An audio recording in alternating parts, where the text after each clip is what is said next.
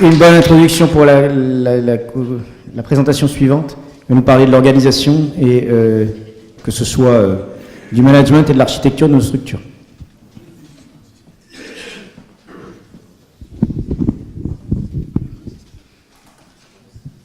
Mesdames, Messieurs, chers confrères, un remerciement à Henri Judet tout d'abord, qui a eu la curiosité de se rendre à Annecy en juin 2016 pour voir ce congrès sur la chirurgie ambulatoire pour les prothèses articulaires.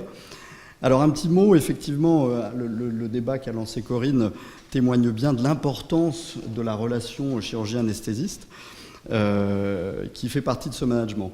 Un mot aussi sur cette première diapo, le musée d'art moderne de Bilbao, pour vous dire un peu l'importance de l'architecture spectacle sur le comportement humain.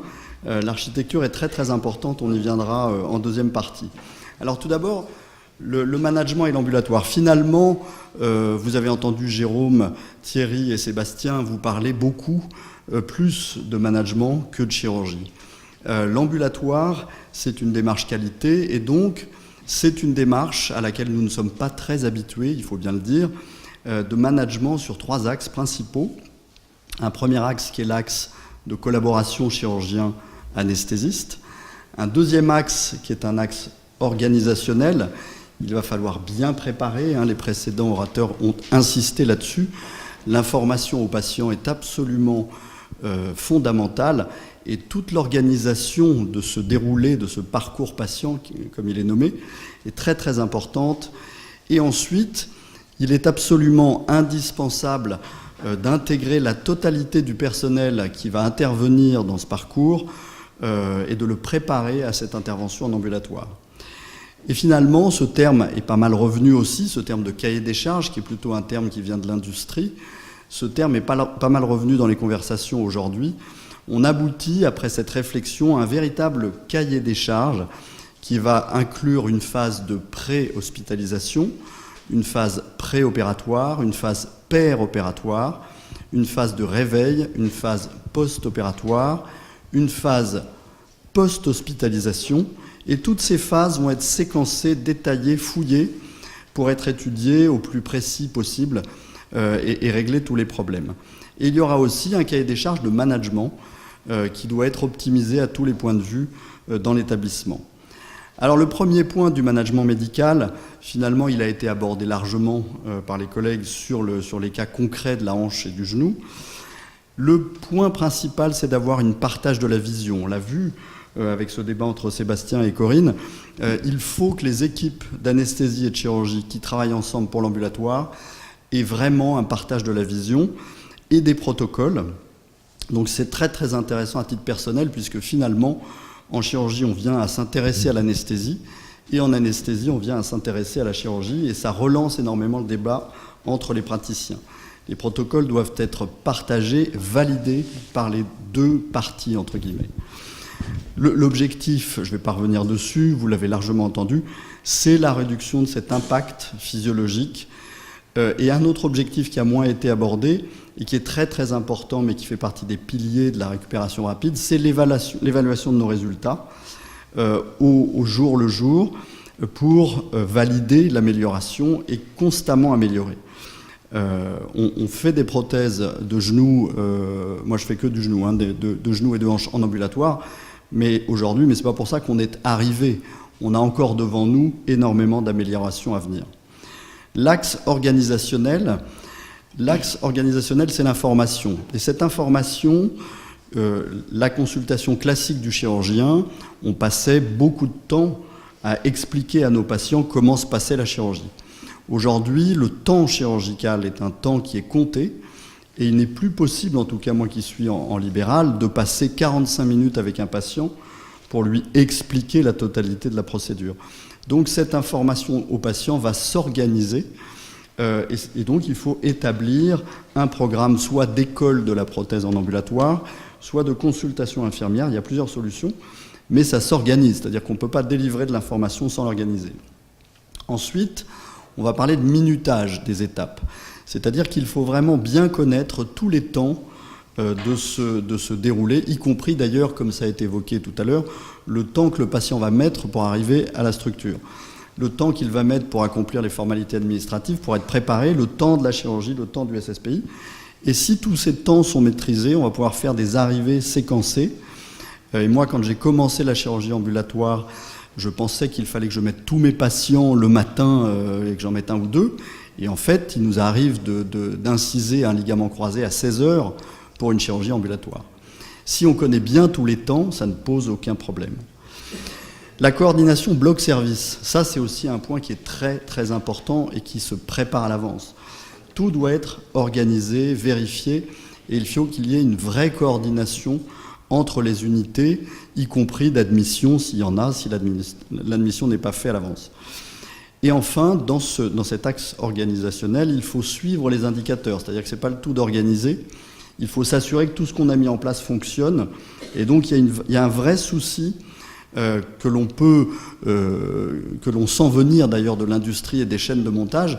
Et moi, ça ne me dérange pas du tout de dire qu'on industrialise notre soin, ce qui n'empêche qu'on reste très humain avec nos patients et qu'on continue d'avoir un vrai rapport de médecin à patient. À partir de là, on va déterminer un chemin idéal. Ce chemin idéal, ça c'était pour un projet de centre de chirurgie ambulatoire qui devait être fait à Addis Abeba, mais qui n'a pas encore vu le jour. Ce chemin idéal, on va donc identifier toutes les séquences du déroulé de la chirurgie, et à ce moment-là, on va voir que le patient va s'inscrire dans un cadre physique. Alors ensuite, le management du personnel, bon ça c'est pas vraiment notre rayon, mais en fait on s'y intéresse, c'est-à-dire qu'il faut qu'on forme le personnel, qu'on arrive à convaincre le personnel de la démarche qualitative de la chirurgie ambulatoire et du bien fondé pour le patient. Il faut partager avec ce personnel, l'impliquer énormément, et il faut soigner son ergonomie au travail, ce qui va aussi avec la préoccupation architecturale. Il y a une part de responsabilisation, puisque pour certaines chirurgies, c'est le personnel infirmier qui va valider la sortie du patient, et nous ne sommes pas obligés, bien qu'on le fait quand même, de voir le patient. Et en fait, quand on arrive pour voir le patient, on lui serre la main, on lui dit au revoir, à dans 1 mois et demi, et tout a été validé par une équipe qui est très impliquée. Ça, c'est aussi très important pour le patient. On arrive donc à un cahier des charges qui va aussi impliquer l'architecture, puisque finalement, on parlait des CHU et des paquebots, l'architecture est très déterminante. Qu'est-ce que l'on veut ? On veut un circuit court, on veut une architecture proactive à la fois pour les patients et pour les équipes. On veut bien évidemment une haute efficacité dans le déroulé de ce chemin, une ergonomie au travail qui va rendre les choses plus faciles, plus reproductibles et donc plus sûres, et une harmonie, et on va voir l'impact de l'harmonie et de la beauté sur le comportement des patients. Alors je m'adresse à un parterre d'éminents chirurgiens. Je me permets donc de faire un petit rappel sur l'architecture. Il y a un trépied architectural qui date d'un siècle avant Jésus-Christ et qui dit que l'architecture repose sur 3 piliers: la beauté, l'utilité et la solidité. Ça a conduit à des hôpitaux magnifiques du XVIIIe qui incontestablement sont solides et beaux, mais qui ne sont plus vraiment fonctionnels et qui sont devenus des hôtels.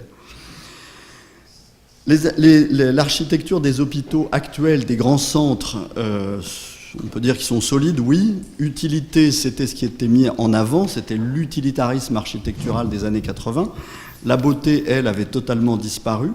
Ça a conduit à ces centres extrêmement fonctionnels. Mais le problème, c'est que cette fonctionnalité était basée sur les standards des années 80 et avant. Alors si l'on revient aux nouveaux standards en chirurgie et en anesthésie, on l'a vu, ça a été largement débattu. Quel point commun y a-t-il entre cet homme de 72 ans qui a eu une prothèse totale de genou et cette jeune femme de 27 ans qui a eu une ligamentoplastie de genou ? Le seul point commun qu'ils ont finalement, c'est que les deux sont à 3 heures de la chirurgie et qu'ils n'ont pas besoin de lit. Et ça doit nous faire tilt et nous imposer une réflexion sur les structures dans lesquelles on va prendre en charge ces patients. Donc il y a des nouvelles questions qui arrivent, ça a été largement débattu, en anesthésie, en chirurgie pour atteindre l'ambulatoire, en management du patient et des équipes, ça c'est bien vu. Mais l'architecture, finalement, Henrik Kellett disait « Pourquoi mon patient est hospitalisé ?» Mais la question qu'on peut poser aussi avec l'émergence de cette chirurgie ambulatoire, c'est comment mon patient est hospitalisé, et à partir de là, réfléchir sur cette architecture pour la chirurgie ambulatoire. Donc si on revient aux fondamentaux de la chirurgie, de l'architecture, solidité, utilité, beauté, bien sûr que ça doit être solide. On sait qu'un bâtiment qui n'est pas solide n'est pas pérenne. Utilité, oui, un bâtiment inutile ne sert à rien, mais cette utilité doit être impérativement adaptée aux standards émergents, puisqu'on construit pour les 40 prochaines années. Et la beauté, qu'en est-il ?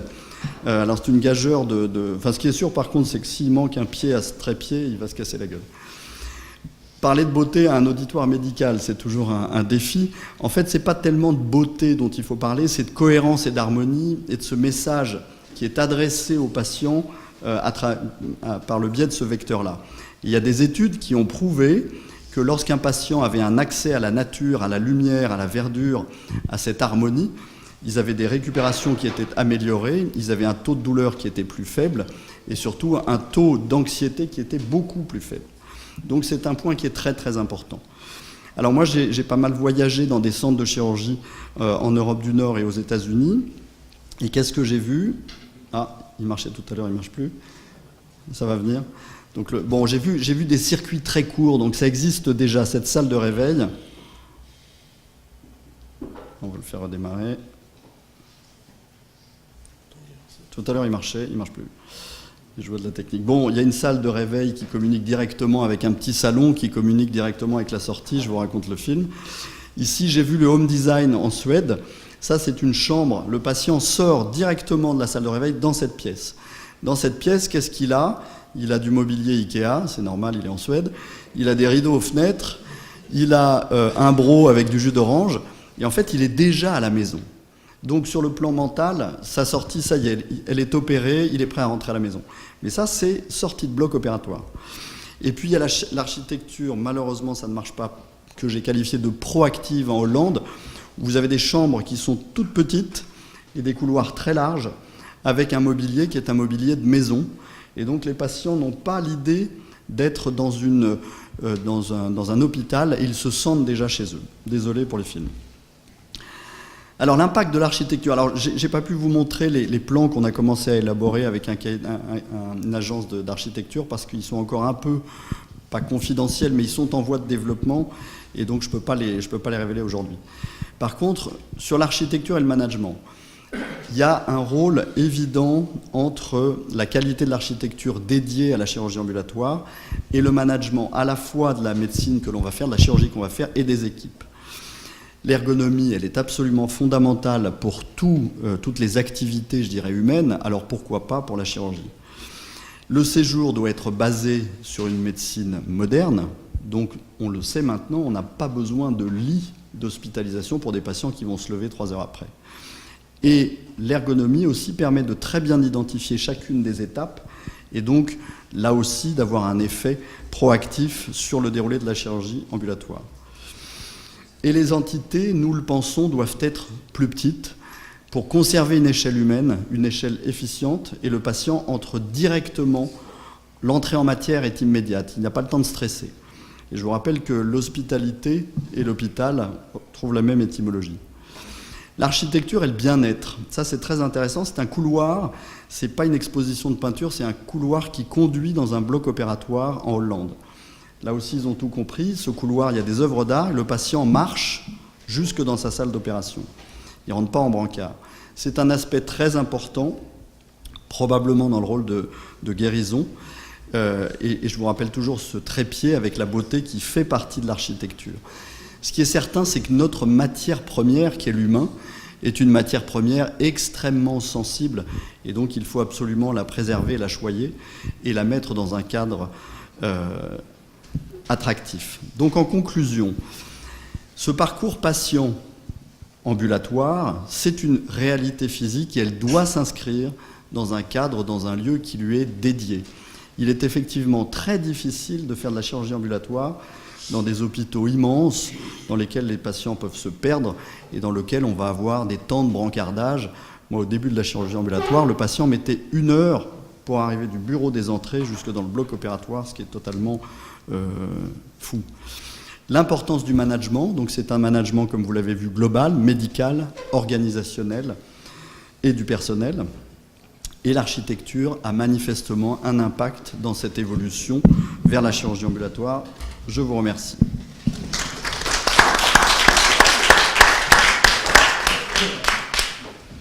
Je vais poser la première question. Il n'existe pas de structure comme ça en France. Est-ce que on peut imaginer un jour en voir fleurir? Et si elles fleurissent, quels risquent d'être les obstacles? Est-ce que ça va plaire à tout le monde? Est-ce que ça va surtout plaire aux groupes de santé ou à l'hôpital public qui ont des gros paquebots justement à faire fonctionner avec un foncier important et on risque de les vider de leurs patients? Alors là, c'est pas moi qui vais répondre, mais je suppose que tu t'adresses à l'auditoire. Non, mais c'est savoir ce que toi tu en penses. Moi j'en pense, après avoir vu ce qui se faisait aux États-Unis, en Europe du Nord et tout récemment en Suisse, il y a une part d'innovation majeure à mettre en œuvre et on a un chemin à faire très rapidement sur ce sujet, ce d'autant que cette chirurgie va se développer, c'est une évidence. On est quand même très en retard. Donc oui, moi je suis absolument convaincu qu'il faut aller vers ces centres dédiés à la chirurgie ambulatoire.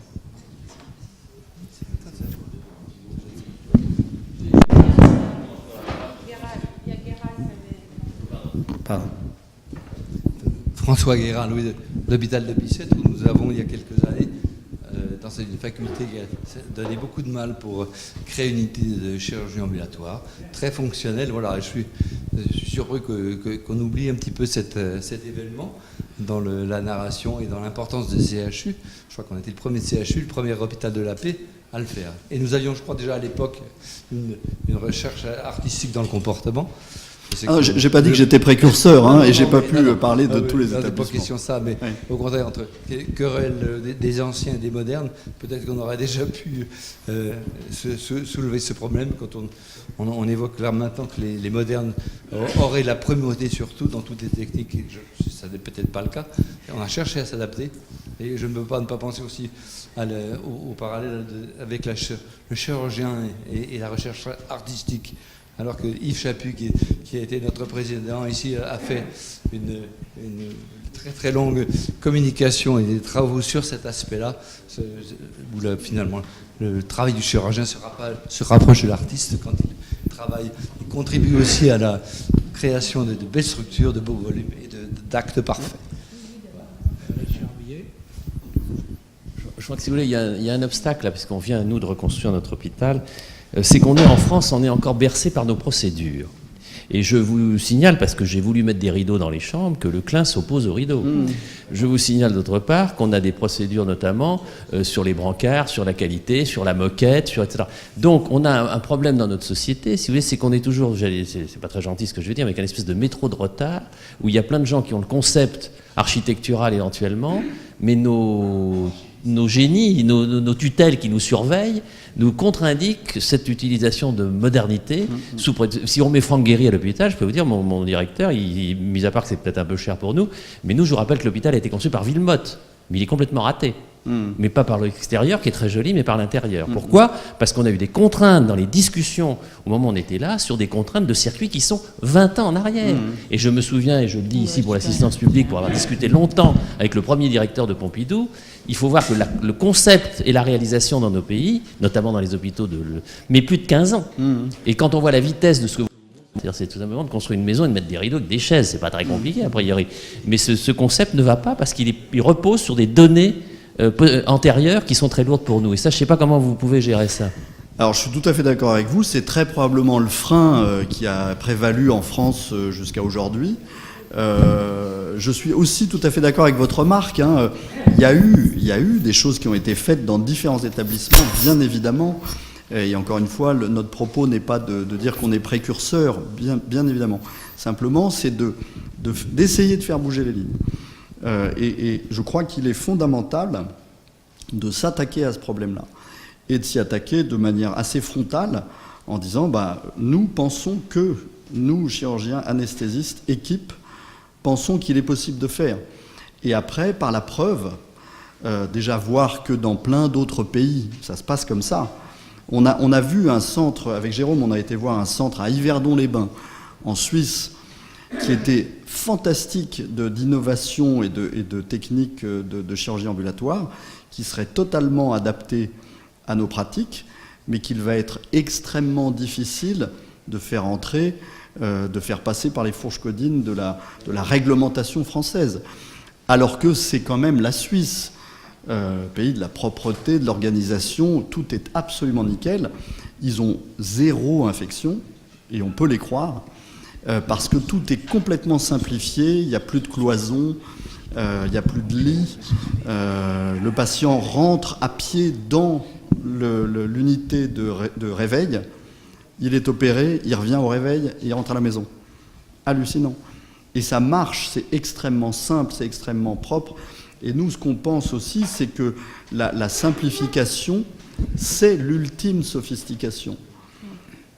C'est très voilà une dernière question, parce que l'heure avance. C'est juste une petite réponse. Il existe aujourd'hui des centres de chirurgie ambulatoire autonomes qui sont basés essentiellement sur l'endoscopie et qui ont été créés sur les bases de l'ARS, avec les normes ARS, et qui permettent aujourd'hui d'opérer de la chirurgie.